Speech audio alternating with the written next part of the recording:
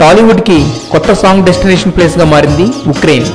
UK, నార్వేల type లో cinema shootings కి favour గా చాలా సౌకర్యాలు కల్పిస్తుండటంతో ధ్రువ, ఖైదీ నెంబర్ 1 తో పాటు సాయి ధరమ్ తేజ్ విన్నర్ సాంగ్స్ కూడా ఇక్కడ షూట్ చేస్తున్నారు. రీసెంట్ గా ఇక్కడ విన్నర్ మూవీ సాంగ్ షూటింగ్ మొదలైంది. గోపీచంద్ మల్లేని డైరెక్ట్ చేస్తున్న ఈ మూవీలోని 3 సాంగ్స్ ని ఉక్రెయిన్ లో తీస్తున్నారు. అయితే అక్కడ కూడా విపరీతమైన చలి ఉండడంతో డాన్స్ చేయడానికి ముందు చెరో దుప్పటి కప్పుకొని లొకేషన్స్ లో రిహార్సల్స్ చేస్తున్నారు రకుల్ తేజు.